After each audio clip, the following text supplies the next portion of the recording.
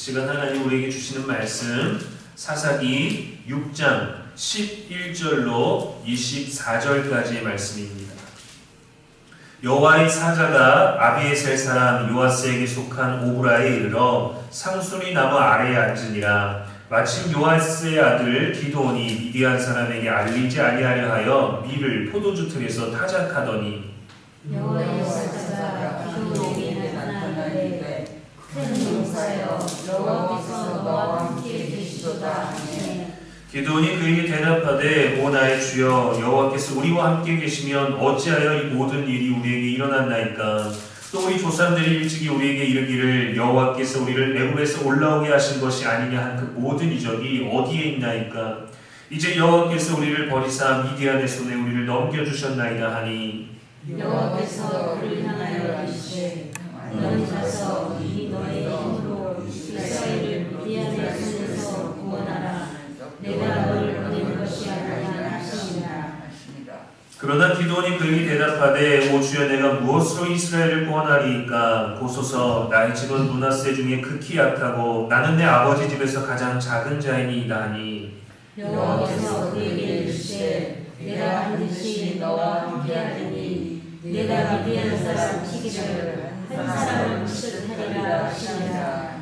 기드온이 그에게 대답하되 만일 내가 주께 은혜를 얻었사오면 나와 말씀하시니가 주 되시는 표징을 내게 보이소서. 내가 예물을 가지고 다시 주께로 와서 그것을 주 앞에 드리기까지 이곳을 떠나지 마시기를 원하느냐 하니 그가 이르되 내가 너 돌아올 때까지 머무르리라 하니라. 기드온이 가서 염소 새끼 하나를 준비하고 가루 한 에바로 무교병을 만들고 고기를 소쿠리에 담고 국을 양푼에 담아 상수리 나무 아래 그에게로 가져다가 드리매 하나님의 사자가 그에게 이르되 고기와 무교병을 가져다가 이 바위 위에 놓고 국을 부으라 하니 기드온이 그대로 하니라. 여호와의 사자가 손에 잡은 지팡이 끝을 내밀어 고기와 무교병에 대니 불이 바위에서 나와 고기와 무교병을 살랐고 여호와의 사자는 떠나서 보이지 아니한지라. 기드온이 그가 여호와의 사자인 줄 알고 이르되 스스로 쓰리사 주 여호와여 내가 여호와의 사자를 대면하여 구하리라 하니 여호와께서 그에게 이르시되 너는 안심하라 두려워하지 말라 죽지 아니하리라 하시니라. 기드온이 여호와를 위하여 무서 제단을 쌓고 그것을 여호와 시험이라 하였더라. 그것이 오늘까지 아비에셀 사람에게 속한 오브라의 은혜더라. 아멘. 이는 살아계신 우리 하나님의 말씀입니다.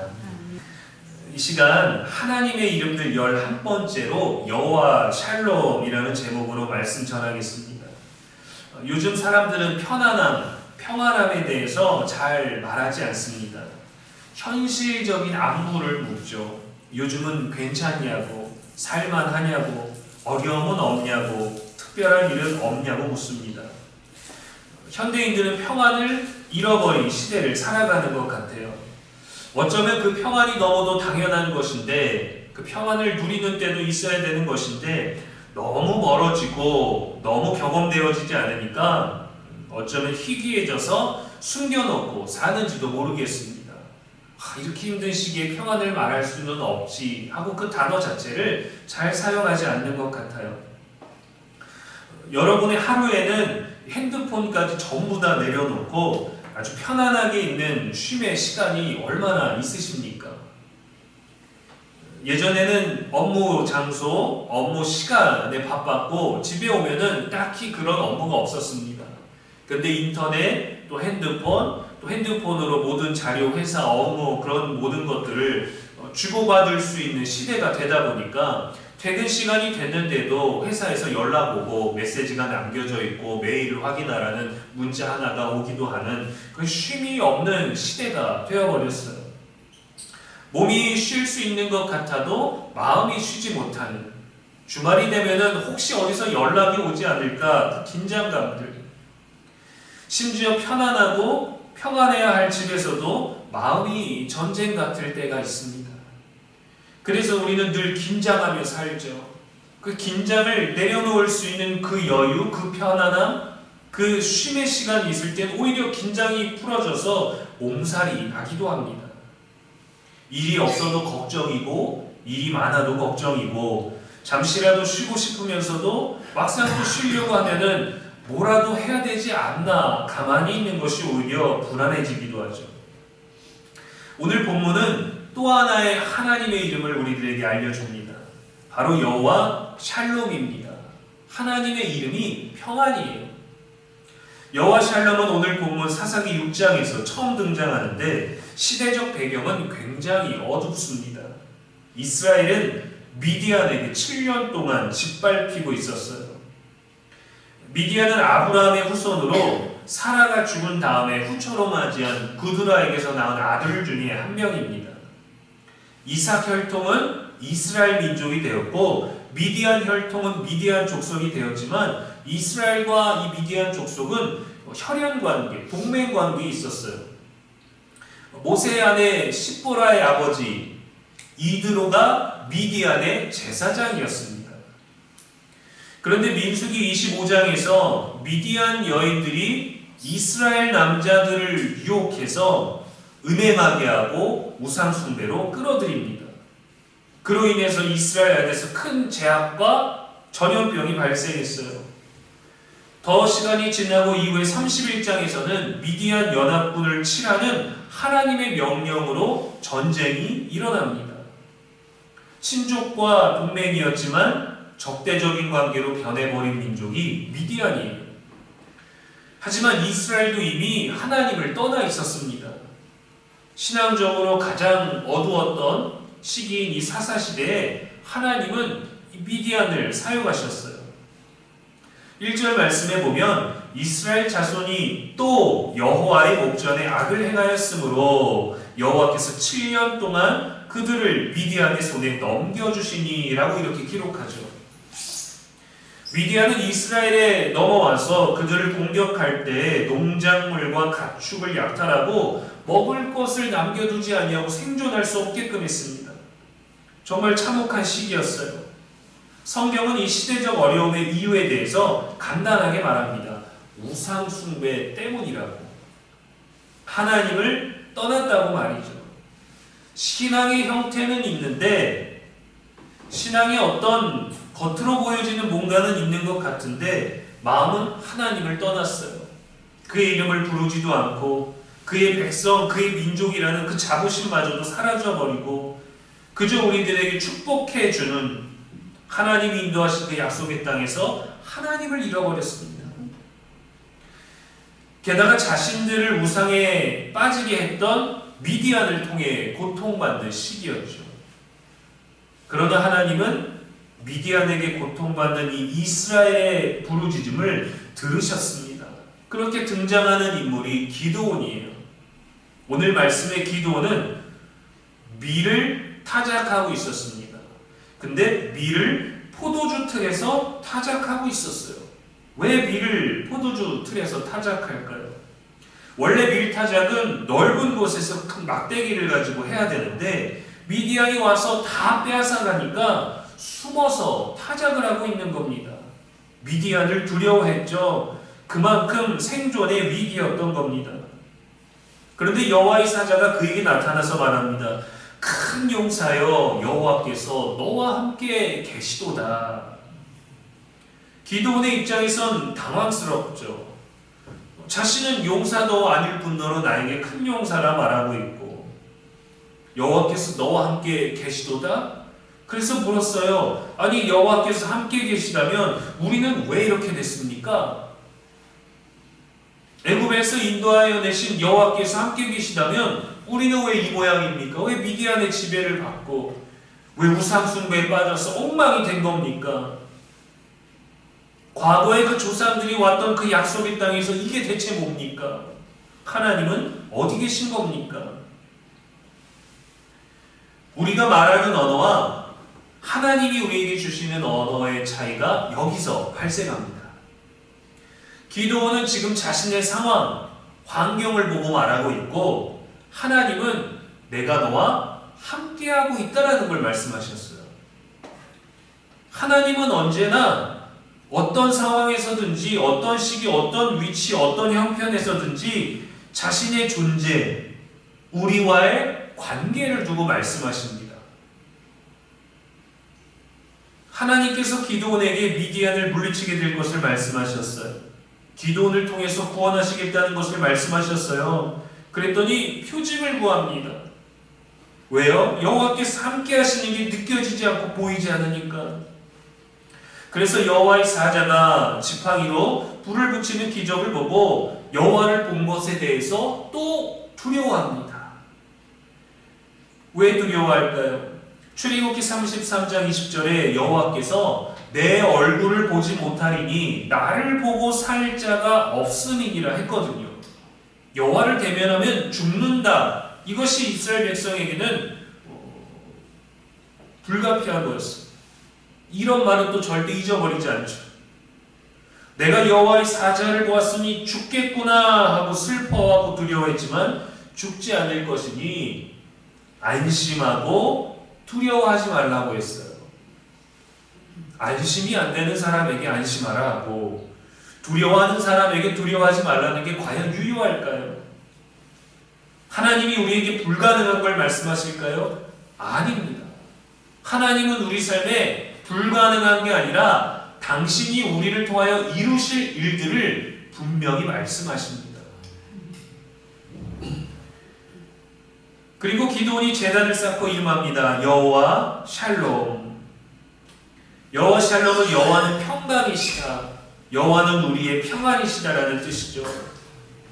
여기서 샬롬은 마음 편한 상태 정도가 아닙니다. 깨어진 것이 회복되고 상처난 것이 온전해지고 부족함이 채워지고 두려움이 멈춘 하나님과 바르게 연결된 상태를 말하는 거예요. 여호와 샬롬. 문제가 많은데 하나님이 그 문제를 다 다스려 주셔서 갑자기 어휴 속 시원하다 되는 게 아닙니다. 하나님과 바르게 연결되면 주님이 나와 함께 하시니 안심하고 두려워하지 말아야 됩니다. 제가 고3이었을 때 가장 많은 불안감, 두려움들을 느끼는 그때 교회 장로님께서 늘 해주시던 말씀이 그거였어요. 두려워하지 말라 내가 너와 함께함이니라. 놀라지 말라 나는 너의 하나님이 됨이니라. 참으로 너를 도와주리라. 참에 나의 의로운 오른손으로 너를 붙들리라. 불안한 자에게 불안을 말하지 않고 두려워하는 자에게 두려워하지 말라고. 흔들리는 자에게 붙들고 있다고. 하나님은 늘 우리가 살고 있는 삶과 신앙의 모습보다 반대되는 것들을 말씀하세요. 우리는 두려움이 오면 두려움이 당연하게 느껴지지만 그것을 극복하려고 하지 않아요. 우울한 사람들에게 좋은 것 중에 하나가 뭐냐면 어떤 새로운 삶을 사는 게 아니라 자주 웃는 거라고 그래요. 우울하면 자신의 감정에 갇혀서 어디를 가도 적응을 하지 못하고 오래 버티지도 못하고 오래 어울리지도 못하고 오래 어떤 것들 하려고 하지도 않는데 웃으면 된다고 합니다. 그러니까 그것을 웃게 만들거나 스스로 웃거나 해야 되는 거예요. 나는 우울해. 자신 스스로 우울해하면서 우울한 거를 느끼고 우울한 상황을 생각하고 자신이 우울하다는 결론을 내려버린 상태. 아무것도 달라지지 않는 거예요. 사람은. 자신에게 갇혀버리니까. 그런데 하나님은 두려워하는 자에게 두려워하지 말라고 말씀하십니다. 말도 안 돼요 하나님. 그게 아니라 두려워하지 않을 수 있다는 거죠. 여호와 샬롬은 문제가 없게 하는 하나님이 아니라 문제 가운데서도 우리를 무너지지 않게 하시는 하나님의 이름입니다. 왜냐하면 미디안의 문제가 아직 해결되지 않았기 때문이에요. 적군은 여전히 우리를 괴롭히고 있고 이스라엘은 여전히 당하고 있습니다.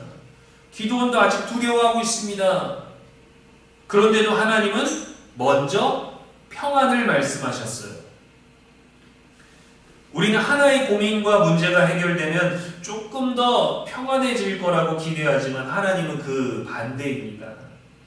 내가 함께라면 아직 해결되지 않아도 평안할 수 있다는 것을 알려주시는 거죠. 우리의 현실은 언제나 환경의 안정, 조건의 안정을 평안이라 말하지만 하나님이 우리와 함께 하시는 그 임재를 평안이라고 말씀하십니다. 그래서 예수님도 말씀하셨죠. 내가 너희에게 평안을 끼치노니 곧 나의 평안을 너희에게 주노라. 내가 너희에게 주는 것은 세상이 주는 것과 같지 아니하니라 하셨어요. 세상의 평안은 조건이 좋아야 유지됩니다. 성장하거나 잘 유지되던 사업이 불안정해진 것을 평안하다 하지 않아요. 나는 열심히 하고 있지만 회사의 상황이 좋지 않으면 평안을 말할 수 없습니다. 지금 삼성도 노조 파업으로 큰 이슈가 되고 있는데 영업이익이 많고 국내 최고 기업이라고 해도 그런 갈등이 있으면 그러한 상황을 평안하다 하지 못합니다. 그러나 하나님의 평안은 하나님 자신에게서 옵니다. 그래서 여호와 샬롬은 상황의 이름이 아니라 하나님의 이름이에요. 원래 인간은 에덴에서 샬롬을 누렸습니다. 에덴이기 때문에 샬롬을 누린 게 아니라 하나님과의 관계가 샬롬이었어요. 에덴은 단지 그 배경이었을 뿐입니다. 하나님과도 평안했고 사람과도 평안했고 자연과도 평안했고 자기 자신과도 평안했습니다. 그런데 죄가 들어오고 하나님 없는 자리가 들어오게 되고 그 자리에 내가 가려고 했을 때 모든 관계가 깨졌어요. 에덴에 뭘 잘못 심어서가 아닙니다. 에덴에 어떤 나무를 잘못해서가 아닙니다. 하나님 관계가 깨지니까 에덴에서도 쫓겨나게 되었던 거죠. 하나님을 피하여 숨게 되고 서로를 탓하게 되고 땅은 저주받고 노동은 고통이 되고 죽음이 들어왔습니다. 죄는 샬롬의 파괴였어요. 죄는 하나님과의 단절이었습니다. 관계가 끊어져 버렸죠. 우리는 에덴에 살지 않아서가 아니라 하나님과의 관계가 끊어졌기 때문에 두렵고 안심할 수 없고 불안한 거예요. 그래서 다시 평안을 주시려고 예수님께서 오신 겁니다. 너희에게 평안을 끼치노니 곧 나의 평안을 너희에게 주노라. 에덴 이후 너희들이 찾으려고 했던 그 평안, 너희가 찾으려고 했던 그 평안, 세상이 주는 것은 늘 흔들렸다. 그러나 나의 평안을 주겠다. 이것은 예수님 자신을 주시겠다는 선언이에요. 내가 곧 평안이니까. 그래서 이사야 9장에서는 예수님을 평강의 왕이라고 불렀죠. 예수님은 우리를 진정시키러 오신 분이 아니십니다. 효과 좋은 안정제를 처방해 주러 오신 게 아니에요. 하나님과 인간 사이의 깨어진 관계를 회복하시러 오신 온전한 샬롬이십니다. 그래서 내가 좋은 걸 줄게가 아니라 나를 주겠다는 거예요. 십자가의 피로 화평을 이루셨느니라. 그래서 부활하신 예수님의 첫마디도 불안한 제자들 사이에 오셔서 너희에게 평강이 있을지어다 하셨죠. 늘 불안할 때마다, 상황이 안 좋을 때마다 평안할 수 없는 우리들에게 평강을 말씀하신 거예요. 왜? 내가 너와 함께 있는 게 평강이야. 진짜 평안은 현실의 문제가 끝났기 때문이 아니라 죄의 문제가 해결됐기 때문입니다. 그런데도 왜 우리는 평안을 잃어버렸을까요? 왜 샬롬을 숨기며 살까요? 왜 이거는 우리가 누릴 수 없는 것 같아서 멀리 두고 꺼내지 않는 걸까요? 하나님 말고 하나님 같은 다른 것으로 평안을 얻으려고 하기 때문입니다. 얻는 것, 가진 것, 성취한 것, 건강이 평안이기 때문이죠. 그러나 다 변하는 것들입니다. 그래서 우리가 가지려 했던, 우리가 확보했던 평안도 같이 흔들렸죠. 그러나 하나님이 우리의 평안이 되시면 환경이 흔들려도 중심은 무너지지 않습니다. 물론 쉽지 않지만 예수 그리스도로 가능하다고 하셨어요. 그래서 그분의 평안을 우리에게 주시고 평강의 왕을 우리에게 주신 거죠.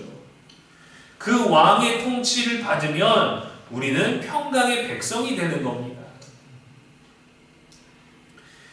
여호와 샬롬은 두려움 가운데 찾아오시는 하나님의 이름입니다. 기도는 숨어 있었어요. 두려움이 많았기 때문입니다. 빼앗길 것이 두려웠기 때문입니다. 우리도 마찬가지입니다. 지쳐버린 자리, 불안한 자리, 무너진 자리, 빼앗긴 자리, 잃은 자리, 그 자리에 있는 우리의 삶에 하나님은 찾아오십니다. 여호와 샬롬은 전쟁과 압제 중에도 평안을 주시는 하나님의 이름입니다. 미디안은 아직도 이스라엘을 괴롭혔지만 기드온은 여호와 사자를 만남으로 말미암아 평안을 먼저 경험했어요. 하나님의 평안은 전쟁이 끝나 이긴 후에 오는 것이 아니라 전쟁 중에도 임합니다. 전쟁에서 분리할 때도 하나님의 평강은 우리에게 임합니다. 여호와 샬롬은 다시 에덴의 때로 우리 존재와 관계를 회복하시는 하나님의 이름입니다. 샬롬은 감정의 안정이 아니에요.